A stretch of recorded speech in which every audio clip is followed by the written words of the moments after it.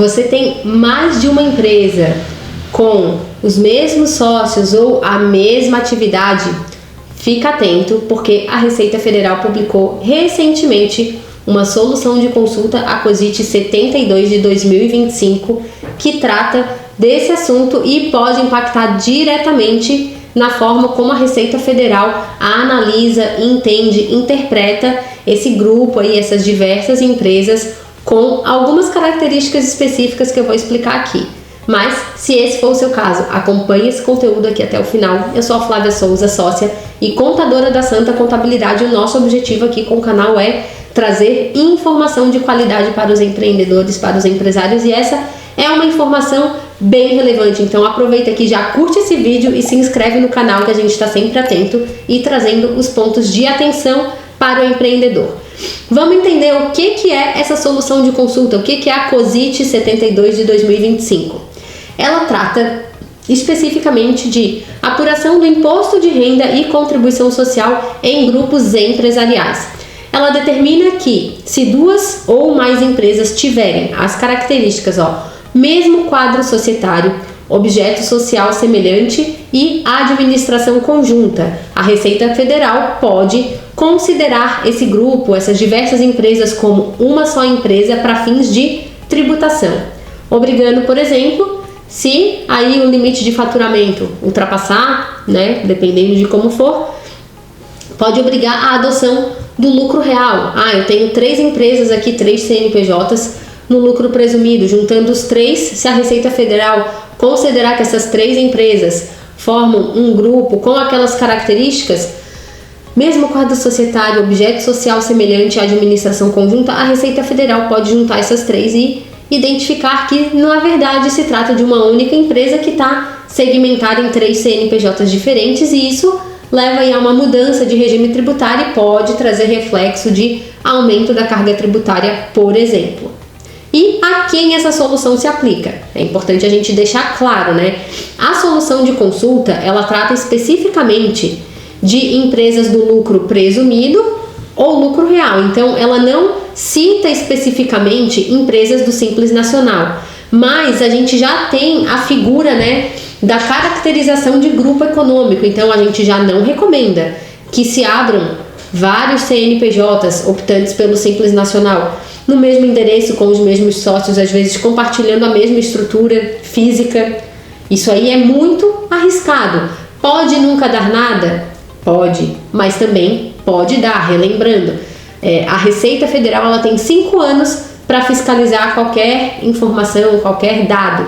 Então, se você é MEI ou Simples Nacional, ainda assim precisa entender os reflexos. Essa solução de consulta ela não atinge especificamente as empresas do Simples, mas pode ter um impacto indireto aí. Então, a Receita Federal ela vem intensificando o combate à chamada fragmentação artificial de empresas, que é isso, uma estrutura ser dividida em vários CNPJs no Simples Nacional, até mesmo para reduzir a alíquota, porque a gente sabe que no Simples a alíquota dos tributos ela é progressiva conforme o faturamento acumulado vai aumentando. Então, vou abrir vários CNPJs, vou distribuir o faturamento, aí fico ali com uma alíquota pequena em cada um desses CNPJs. Isso é um risco, e eu considero um risco bem grande, porque a Receita Federal vem aprimorando as formas de fiscalização. Então, tem que analisar muito bem se esse risco se o empresário está disposto a correr esse risco e sabe das consequências, mas é errado, não deve ser feito, Então, por exemplo, se empresas do mesmo grupo somarem mais que 4,8 milhões de faturamento no ano e não forem operadas de forma independente, o fisco pode sim desconsiderar a separação e aplicar as penalidades cabíveis aí em cada caso. O que caracteriza, então, formalmente essa unificação tributária? O que pode levar à unificação da tributação? Mesmo controle aos sócios, atuação no mesmo segmento ou com o mesmo objeto social, então precisa estar atento aí a todos esses detalhes, e gestão e operação centralizadas, muitas vezes mesmo endereço, mesma equipe, contas em comum. Isso tem que estar bem claro de que não é realmente o que está acontecendo na prática. E uma coisa muito arriscada também, transferir dinheiro de uma empresa para outra. transferência entre CNPJs, mesmo que eles não tenham aqui essas características, mas se há transferência de dinheiro de uma empresa para outra, e isso não é por motivo de prestação de serviço ou compra e venda de produtos, pode também levar à caracterização de formação de grupo econômico. Tem que estar atento aí se você tem mais de uma empresa, é sócio em mais de um negócio. Porque se essas características acontecerem, que consequentemente a Receita entende, ela consolida os dados e tributa como se fosse uma só empresa.